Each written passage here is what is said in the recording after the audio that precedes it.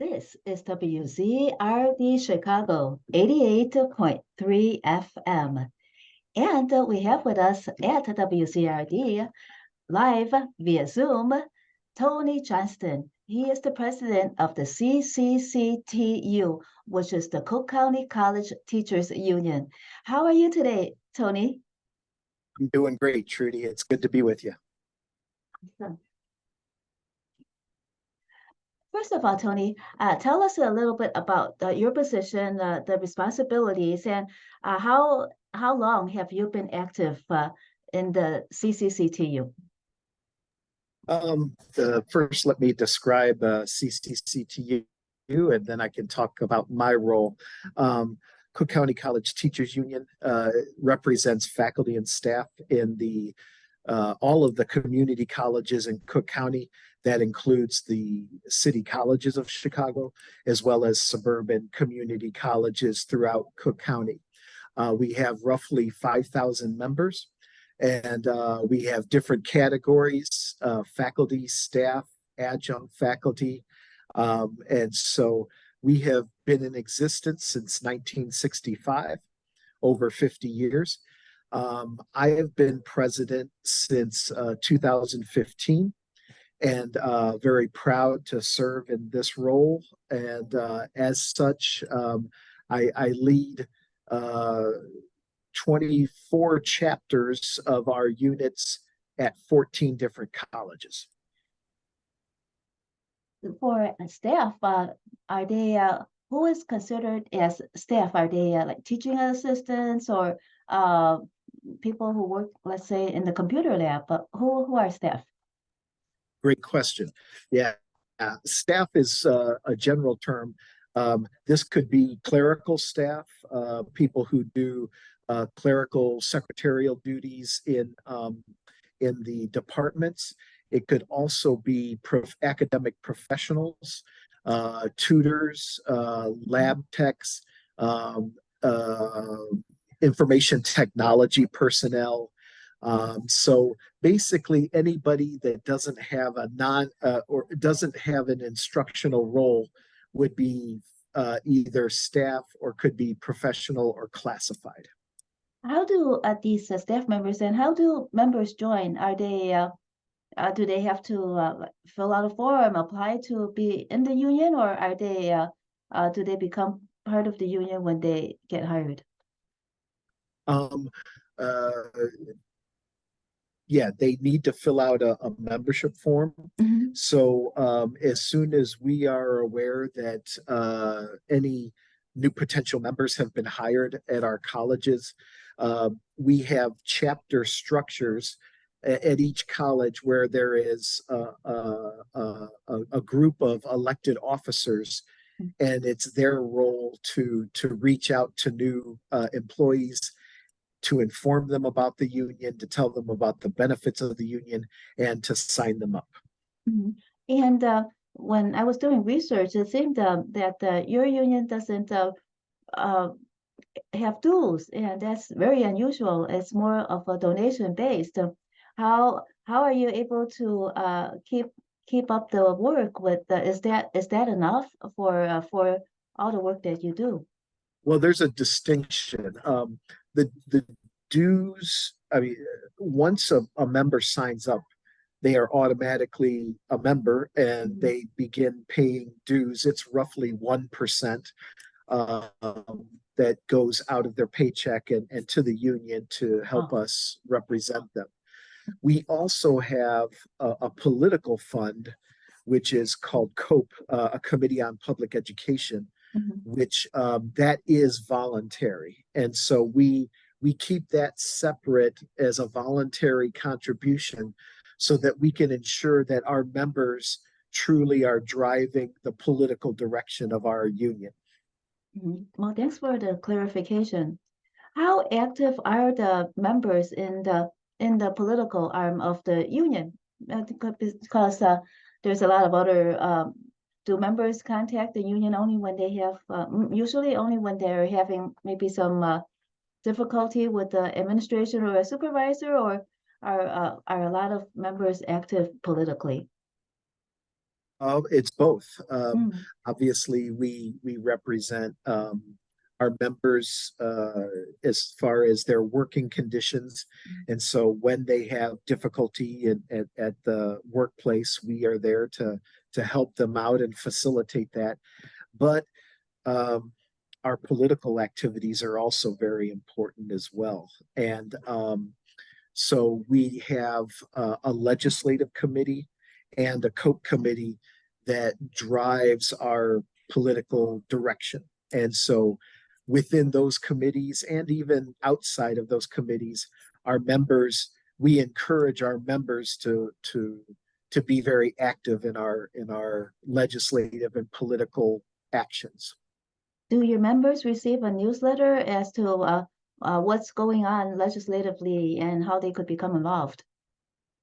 Yes, we have a quarterly newsletter, and we're always sending out email information items to let them know what's going on, not just within activities within the union, but any if there's elections coming up or anything of that nature that they should be aware of. Mhm.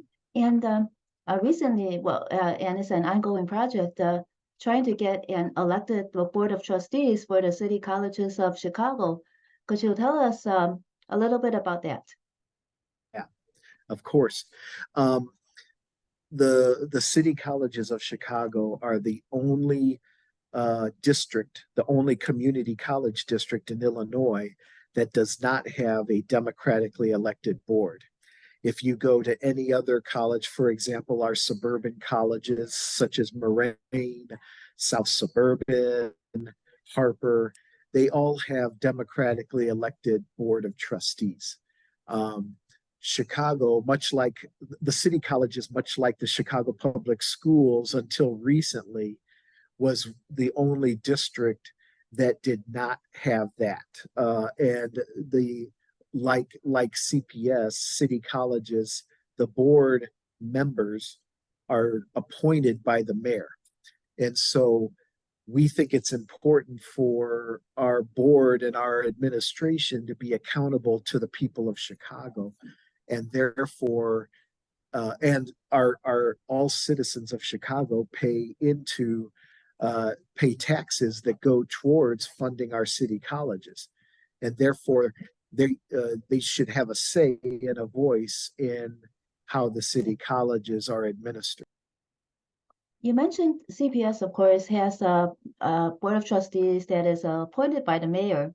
Is that an aberration from the norm for cities, or do other cities too, their school systems, board of trustees are appointed by the mayor? If Yeah, you have any idea. Mm, yeah, overwhelmingly throughout the nation, both K through 12 and community college districts are democratically elected. mhm. There are some cases of certain cities or municipalities that do have appointed board, but for the most part, a democratically elected board is something that is seen as very normal and is necessary as far as civic engagement in our educational systems. Do you know about New York and New York City and Los Angeles? Are their boards elected or appointed? Those boards are elected. Mm. And then for the let's say the people do elect them. So these questions would be on the ballot, right? And it would be to all the voters. It's just like a regular ballot. Yeah, Mm, we're actually going to see this with the Chicago Public Schools very soon. right. In Mm, 2025, mm, they will begin to elect board members for the CPS. mm, Our legislation is modeled on that. So once it gets passed, and we hope it will pass this spring session, probably in 2025, we would begin to have elections, and and members or residents would run for these board positions. mm. for these elections, let's say for CPS, and now the ball is rolling so that the board will be elected.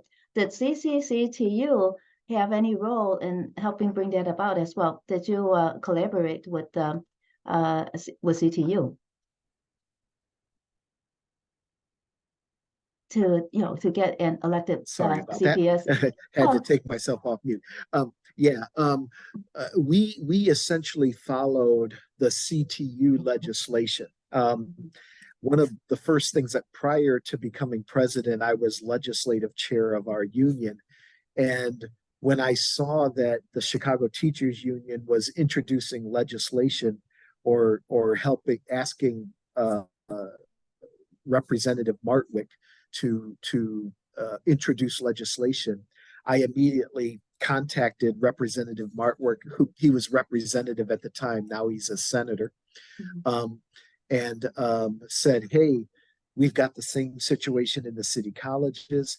Can we have similar legislation?" And he said, "Yes, let's do that." And essentially, since 2016, we've been following the CTU legislation, going forward with it. Theirs got passed last year, and so we're hoping that this year coming up, this spring session, we can also pass our legislation.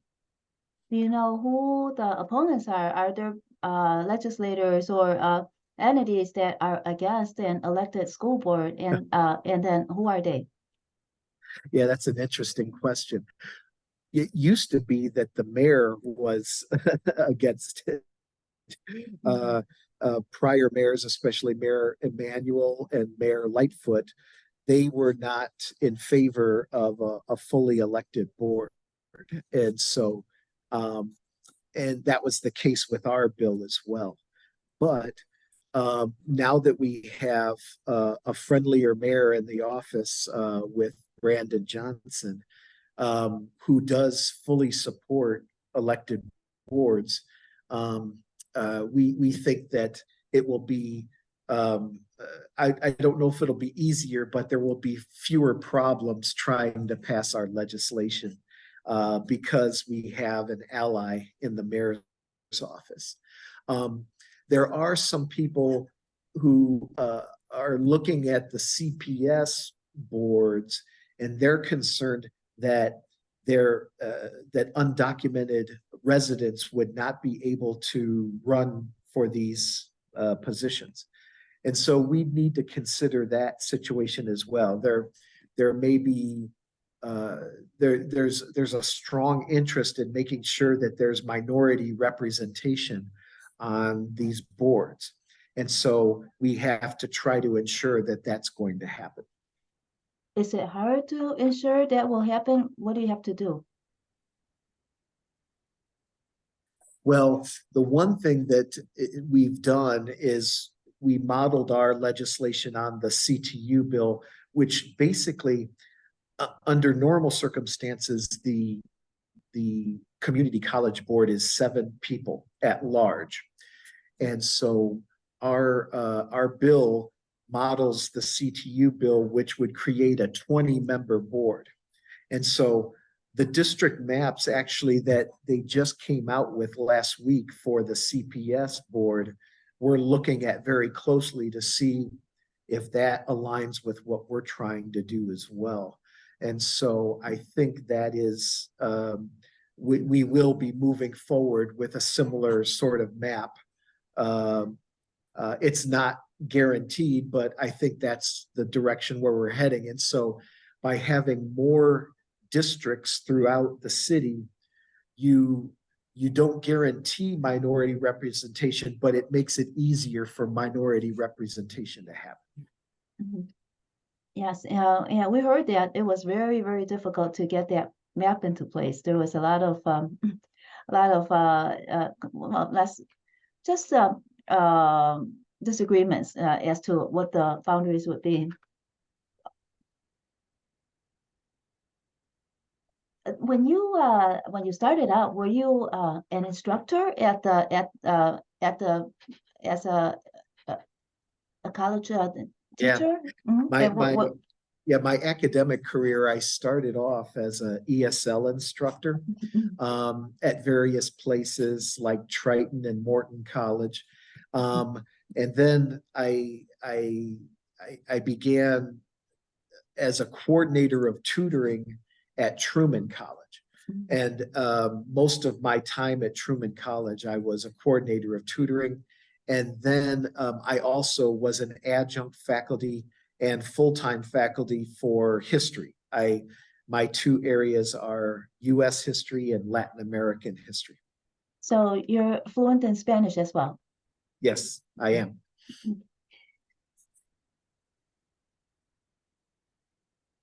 The CCCTU is working toward accessible developmental education initiatives, giving faculty autonomy in determining placement criteria and curriculum design. And that bill is HB 2127. In what secondary educational jurisdictions in other places that have such as this implemented? Because doesn't that mean that the instructors actually have a say in the curriculum? Right. And what our main concern is that there were changes to how developmental ed students, and maybe I should step back and explain. Developmental education are for those students who enroll in our colleges and they take our placement test, but cannot place into either college level math or college level English.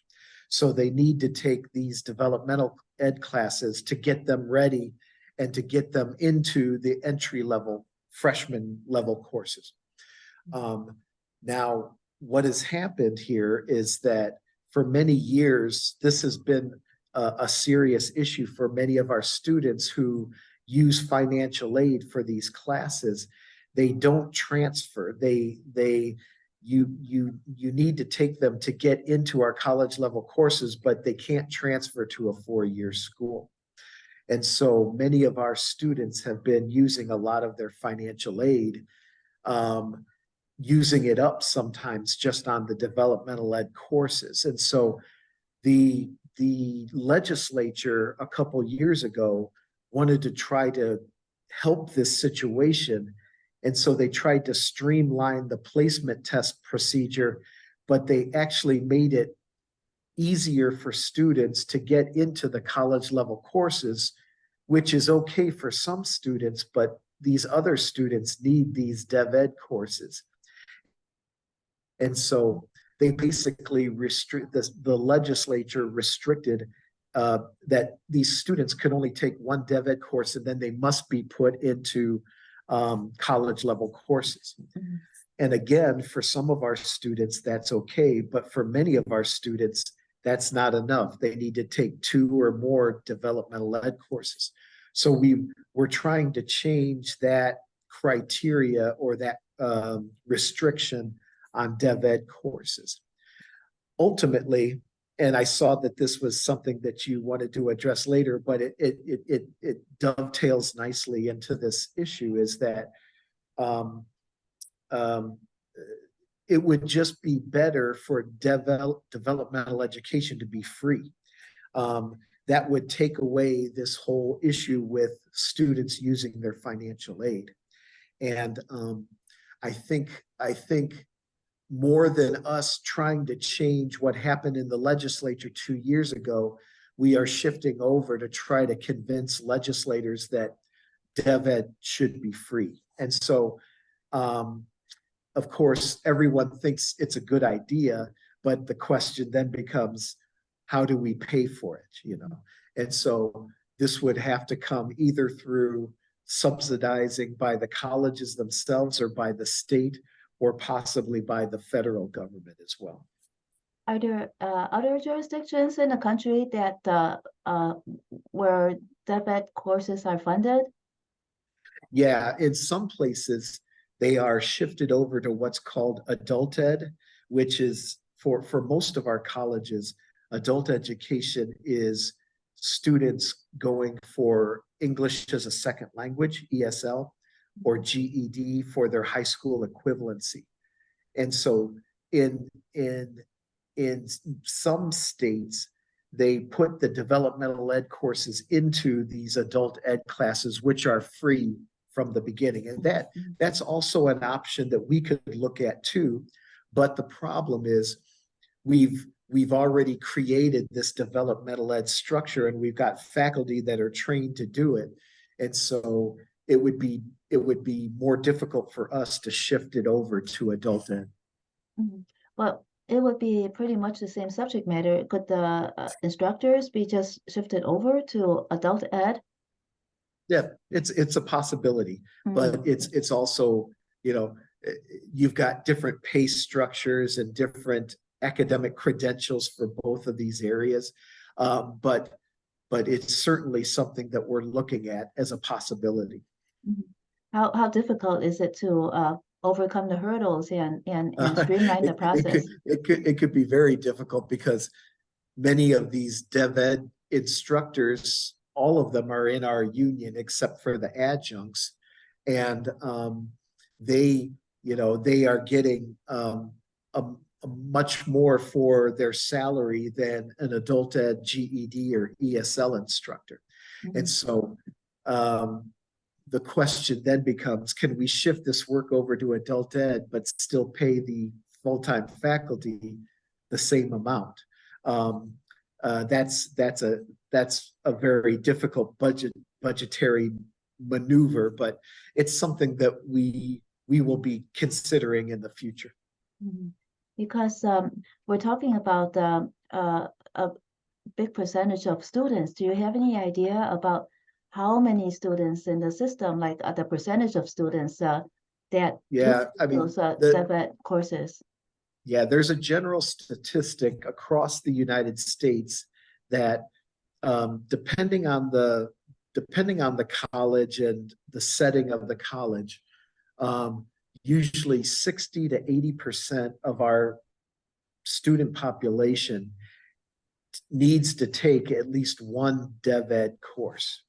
So it's a huge part of our mission at the community college level, because many of our students need to take these classes to get into college level work. What about the percentage of students that need to take more than one dev ed course? Do you have any percentage of that? I don't really have I would guess that it's probably between 40 and 50% of our students. Do you know if the students have any voice in this? Are they, is there, I see that you're trying to, CCCTU is trying to advocate on their behalf, but is there anyone on their level, or maybe some student trustees that are also aware of this problem and could help collaborate with you and other organizations to move this forward? Yeah, that's a great question. And, you know, we're really in the beginning stages of this developmental ed initiative that we're trying to do. But you bring up an excellent point, is that having that student perspective is very important. And obviously, if students had the opportunity to have their dev ed classes be free, obviously that would help them out a lot, and it would be good to hear those voices and hear that advocacy from the students. And so that will be an important part of us moving this initiative forward, is reaching out to students and having them advocate on behalf of this as well. Great.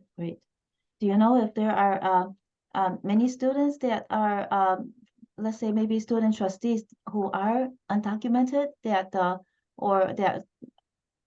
would have more insight as to the plight of undocumented students and also of those that need these dev ed courses? Sure. I mean, apart from the student trustee who sits on the board, each college has a student government association. And so now there are certainly undocumented students that are in student government. Mhm. There are certainly undocumented students that are in credit classes as well. But the vast majority of the undocumented students are actually in a and this is and student government tends to be focused on the credit students, but that's changing somewhat. I can tell from experience at Truman College that our student government association has tried to reach out to our adult ed students and try to include them in their action activities. Mhm. Great, great. So, the adult ed students are they usually older or not necessarily? Yes, not necessarily. Well, on an average, they are, because Mhm. these are for the most part recent immigrants. Some of them are refugees. Some of them are much like the asylum seekers that we hear so much about now in Chicago. And for the most part, they're older. They're over 25. Um, Many of them come from their country with professional degrees. Some of them come Mhm. with bachelor's degrees or higher degrees, or they have technological certificates and things like that. But what they need to do is get their English skills ready and get their credentials certified here in the United States and things like that.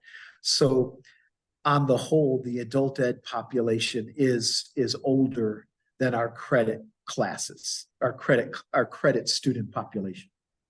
Is the CCCTU working with any of these migrant groups? For instance, let's say the Venezuelans, there are so many of them here. I don't know what the status of their educational levels are. Are there a lot of, are there any population of them that do want to enroll in, let's say, the city colleges of Chicago and other colleges as well? Yeah, we're actually reaching out to the city college administration now to see what we can do to bring this population into our institutions, because Mhm. obviously these are people that can benefit from our classes.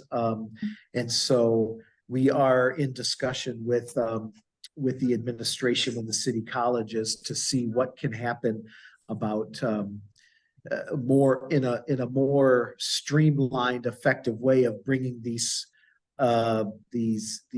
asylum seekers in. It's difficult because they are, as you've seen in the news, they're pretty much in survival mode now. They're just trying to find some sort of stable place for housing, and education isn't the first thing on their mind, even though they know it's something they have to think about in the future. Um, they their primary concern is just getting housing and a stable food, supply and things like that. Mhm. Yes, that is true. But who knows that maybe some of them that do have that background uh, do have their degrees in their home countries, then they could just at least get their foot in the door to transfer their credits over. How hard is it? I've heard so much about how difficult it is to apply degree credits from other countries to uh, for a U.S. degree. Is there I anything mean, that there's CCT? yeah, Yes. it's been a while since I've dealt with this. Mm. I mean, as far as referring students, because when I was a coordinator of tutoring at the time, and it still may be the case, that there were two major organizations that would look and analyze a foreign credential and determine at what level is this equivalent to a bachelor's? Is this equivalent to a master's? What is this equivalent to? So sometimes, and many times the transition is very good and it just happens, and the person, you know, gets the credential that they think they deserve. And I've also met students who have submitted their credentials and they thought that it should have been higher than what they received. So a lot of that is because the educational systems can be very different in different countries, and many of them don't have the same career or educational paths that we do here in the United States. Mm. You mentioned the adjuncts, so and that adjuncts are part of the union, but some are not. How do adjuncts become part of Yeah, CCCTU, and if they don't, do they have another union? that's a great question.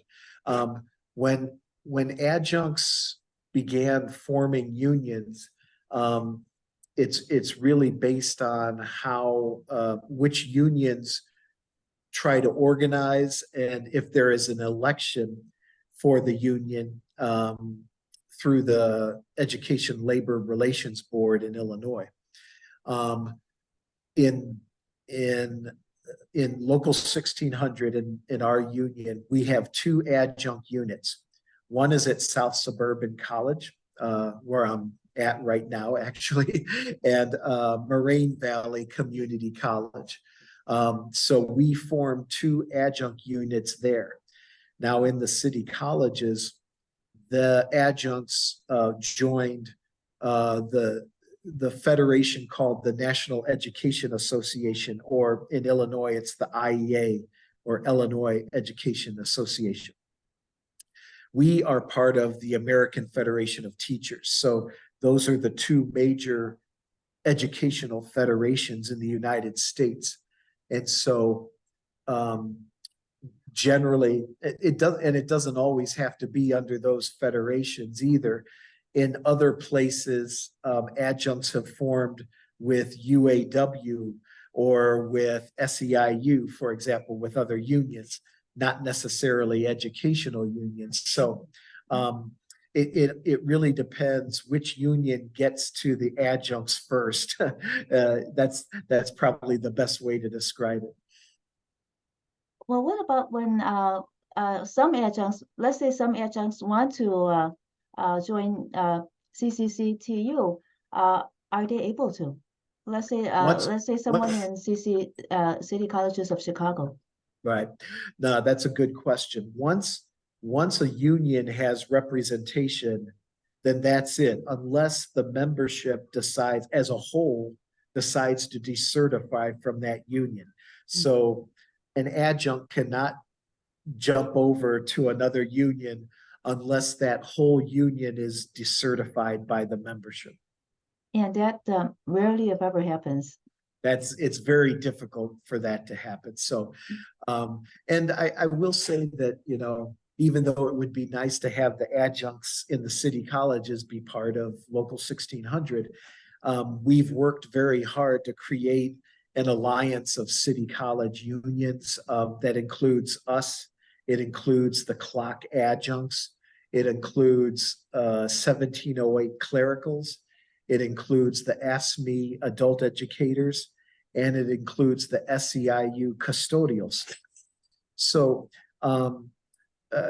we meet at least once a month to go over issues and to try to determine how we can work together and show solidarity with one another so that we can all be stronger together. So I'm very proud of that alliance. And even though we're not all in the same union, we are all working together very closely. Mm-hmm. Of course, there's a lot of work to do.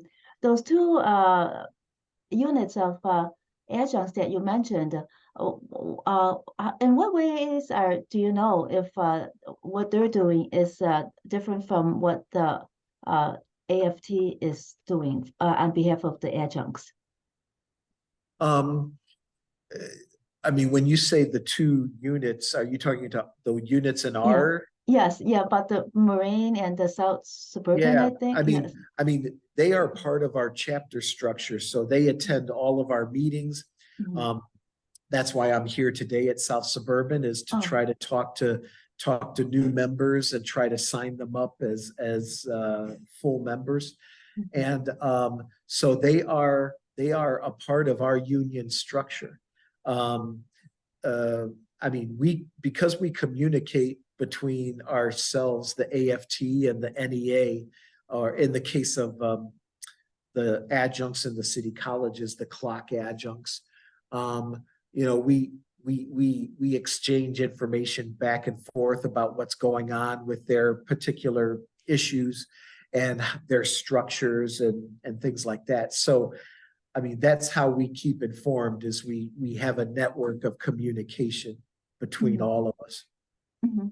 Well, that's good because then you're kind of working together to help these adjuncts because when I was in well all during my college career the adjuncts really have it difficult. They're spending so much time working and not making enough to survive.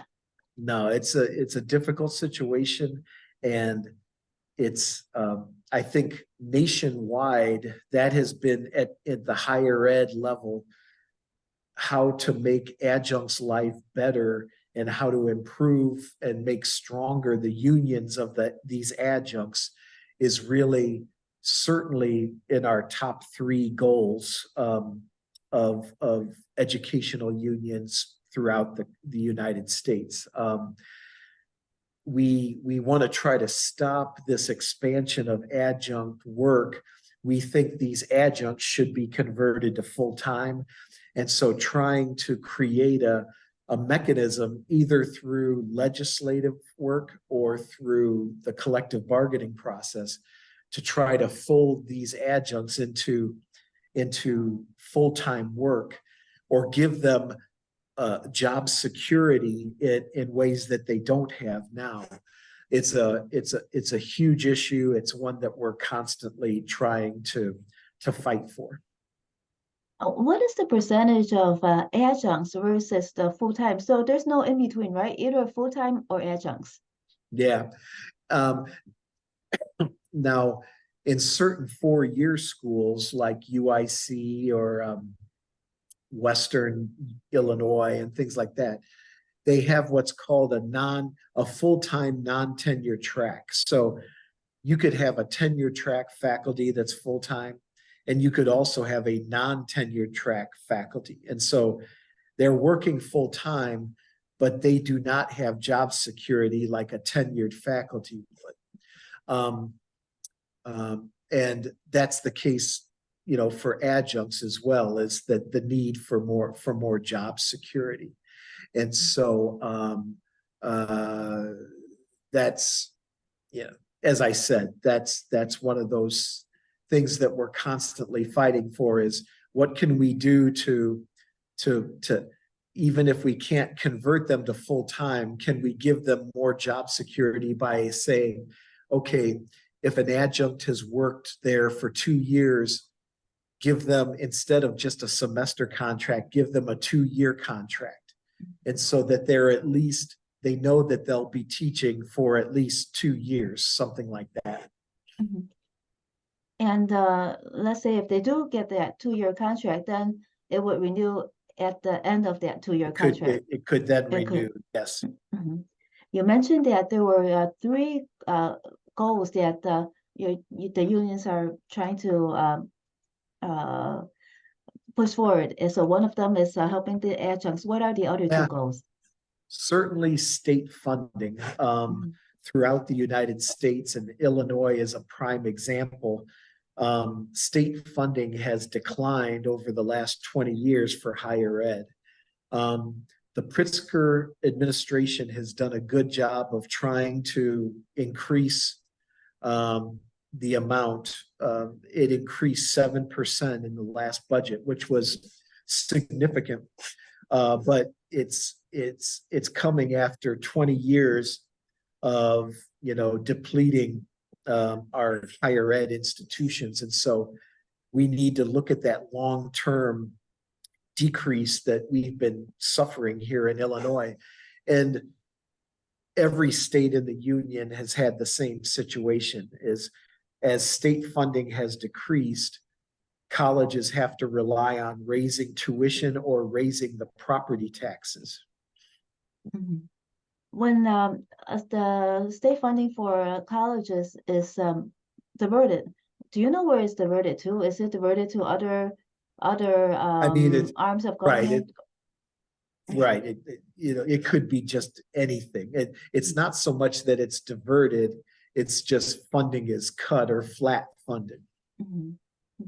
And so there are three goals. It's helping the adjuncts and getting state funding restored. What is the third important goal of the unions now? I think if we were to add a third one, it would be protecting and defending our pensions. Our pension system is from time to time comes under attack, especially from conservative corporate interests that think that our pensions are outlandish and should not exist. And so we want to make sure that our pensions are fully funded and that they're healthy so that when our members retire, they can have a good retirement. What is the pension like for the retirees? Is it the a full what percentage of what they're earning that when they're not, when they're working, do they get in their pension? Just an I idea. mean, in the state university retirement system, which is SURS, an employee contributes 8% per year of their salary. So over time, that accumulates interest, but that whatever they're contributing of that 8% when they retire, that's how much they have to get as an annuity, as a monthly annuity during retirement. Mhm. Well, 8% is, go ahead.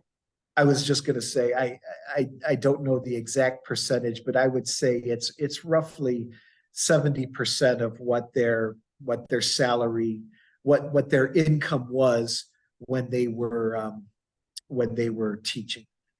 Well, that doesn't really sound too outlandish at all. No, it's not.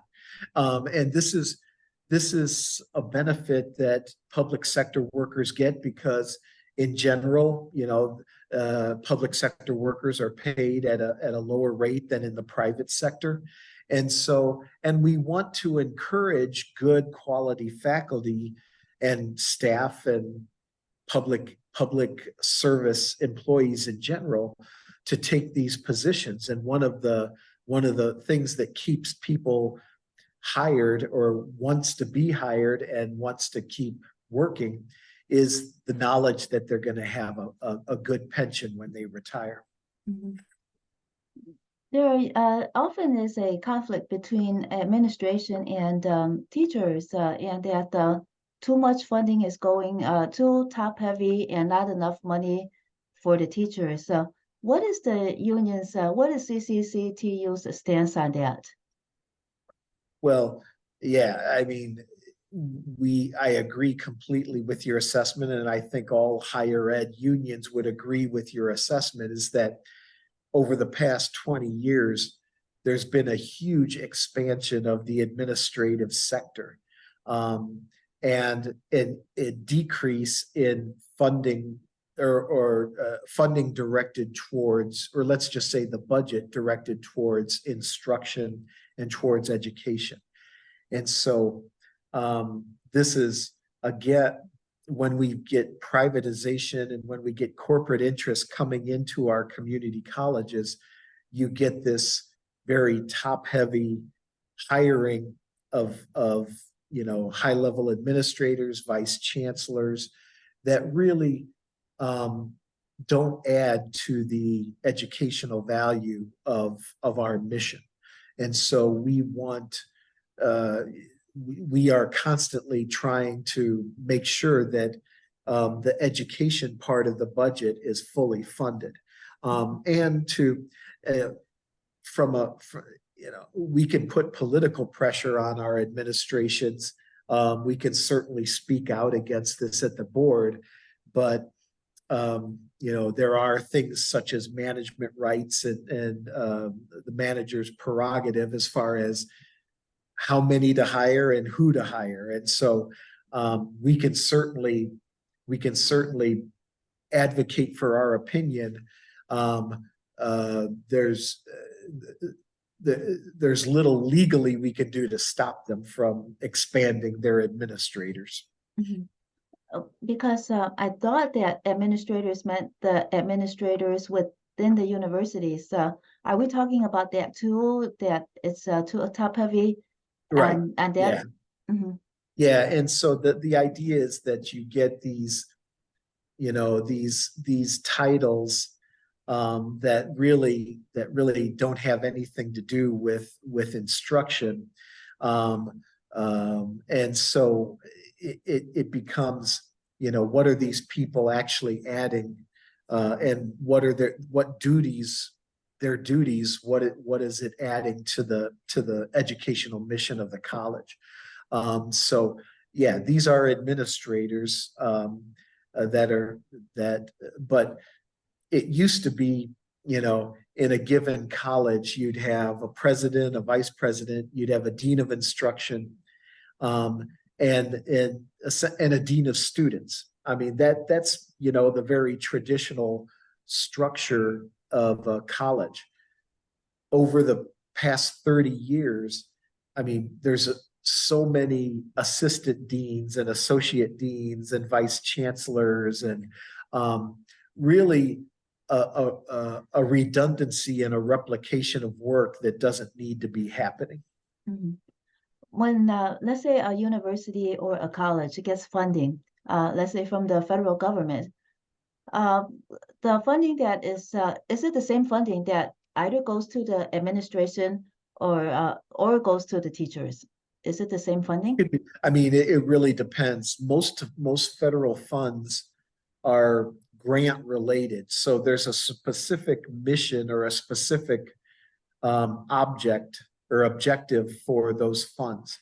To give the most recent example, during the pandemic, the federal government gave a lot of higher ed funding to community colleges and universities to offset the issues that were happening because of the pandemic, to pay for things like COVID protocols, to beef up our technology so we could offer more online and remote classes during the pandemic. And so that had a specific, the colleges needed to show that they are using it for that kind of money. There are more general grants just in general that the college has more discretion, but and in general, the colleges can find ways, usually they refer to it as budgetary tricks or something like that to try to use the federal funds the way they want to use them. Mm-hmm.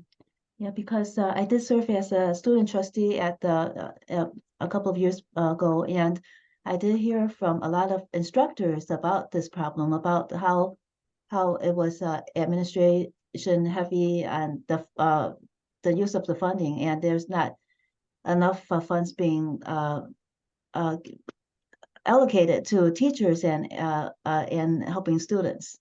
Yeah, no, yeah, I would agree with that assessment. And if you just, look at any of the studies that have been done about higher ed administration, you can see that the budgetary amount devoted to administration has increased, whereas the budgetary amount devoted to instruction has decreased over time. Mm. Do you have any numbers off the top of your head so that the audience knows how? Not real. I unfortunately I don't. Mm-hmm. But it's the administrative percentage of the budget has increased dramatically. When you spoke about the elected board of trustees, would an elected board of trustees be able to address this problem? And are you addressing this problem in any way in all your work? Yeah, I certainly with an elected board, you would have board members that are accountable to the people that elected them. Mhm. And if you've got members or people of the community coming in saying, look, um, um, I have a son or a daughter that, cannot get the tutoring they need, or they complain that the technology of their online work classes is not adequate. They may not have proper broadband or proper access to computer technology. Our hope is that with an elected board, those board members will be more responsive to those issues. It's not guaranteed. Our members who work in the colleges that have elected boards say, hey, sometimes our elected board members don't do what we want them to do either. So, but the point is, because they're elected, they're more accountable. And it's very rare in board meetings in the city colleges that the board of trustees will ask questions or inquire with the administration about why they're doing this or that. It's just they basically take the word of the administration that this is the proper thing to do. Mhm. And in what parts of your work in the CCCTU's work is this problem being addressed about the inadequacy of funding for the instructors versus Yeah, the too much funding for admins? we certainly address this during our contract negotiations. There are, when we're in a contract campaign, we take every opportunity we can when there's a board meeting to address that board, not only to tell them what's happening with negotiations, but to bring up these important issues of, look, we've got too many adjuncts, we need to convert them to full-time faculty. We've got, an expanding administration, we need to get more funds into instruction. So it's at that level that we're advocating. And at certain times we can do that through the legislative process as well. There have been certain small legislative laws that were passed that address issues of adjuncts, especially notification of whether they're going to be renewed and things like that. So those are, that is where the union comes in to take on those issues. Any progress, would you say, on these on such negotiations, on these such contract negotiations? Any progress No. as to moving more of the funding toward the instruction side? Just to give you an example, I mean, it's difficult to say, okay, we need this funds that are over here to be put over here. I mean, we can say that and we can advocate for it. We don't have a whole lot of control over it. But there's a recent trend called bargaining for the common good, which is where unions will advocate for something for the community, not specifically for their members' interests, but because it helps either the students or the community around their community colleges. And so what we tried to do this last negotiation in the city colleges was to expand the sustainable community school model already started in the Chicago Public Schools and expand it to the city colleges. Now, what would this do? This would essentially make the city colleges more sustainable community colleges, where they would not just be instructing students and community members who came there for classes, but would be offering social services such as immigration services, mental health services, housing accommodations, things like that. And that's what's really needed, not only to help out our communities and to transform our communities, but to keep our students in classes, because their lifestyles are such that, you know, all it takes is one change of a job, or if their parent gets sick or something like that, that could cause them to drop out of classes. And so we want to try to provide as much of a social network, a safety net for them, so that that doesn't have to happen all the time. Well, I'm very glad that the union sees the precariousness of the students' situations oftentimes. Is it that what are some of the problems that, like the working condition problems that your members bring to the union for help? Is it that some of them also connect with the precariousness of these the students, you know, how their life situations that you have mentioned that you see, you know, does just give us an idea about what your members complain about the most, and do they tie in any way with the students? Sure. I think the one thing that you've kind of mentioned two different things. I mean, one thing we've tried to do to help the students is to create more, they're called fast fund programs. And this is, oh, the word escapes me, mutual aid assistance for our students. And so these are funds that are provided through foundations and that we give directly to students when they need help.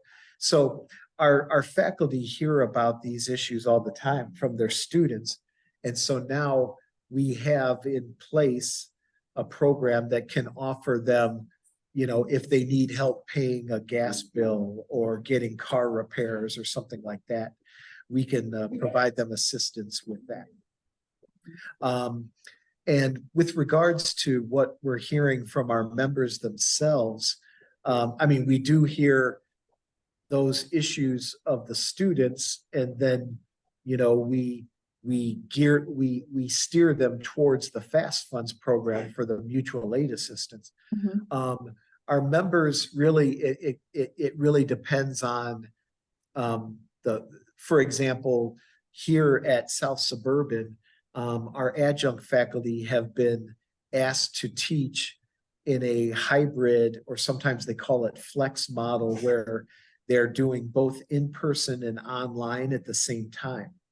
And this can be, if the technology is not adequate, and even if it is adequate, sometimes it's just very cumbersome to teach both in an in-person and an online remote way at the same time. You're really forced to teach in two different ways. You teach to the people in class, and then you try to address the people that are remote, either through Zoom or through whatever technology is happening. And even though this is a trend that is happening throughout the United States, we look at this very, very suspiciously. And from a pedagogical perspective, it's not good. It forces teachers to divide themselves between two student populations in one class, you know. And online has its merits. Online education has been around for a long time, and many of our faculty have been very successful at it. But when you create these combined classes, it creates a very difficult teaching environment and a very difficult learning environment. So this is something that we're at each college when this is happening. And luckily, it's not happening at all our colleges. It's just a few. We're trying to, use the faculty voice, the academic freedom that our faculty have to advocate against this sort of hybrid instruction. Yes, in addition to that, the class size would increase too, because too large of a class size is not an effective way to teach. And by marrying the two of them, that's like a much bigger class size. Yes, yes, Well, definitely. well, yes, Tony Johnston, president of the Cook County Cook County College Teachers Union, CCCTU. Thank you so much for joining us on WZRD Chicago 88.3 FM today. And could you let our listeners know of if they have additional questions, where should they go? Thank you. With regards to contacting myself or the union, you can go to our website, which is ccctu.org, and it has all of our information, and it has my contact information as well as all of our elected officers' contact information. Thank you so much, Tony Johnston, for all that you do and for stopping in with us at WZRD Chicago 88.3 FM today. Thank you very much. You're welcome.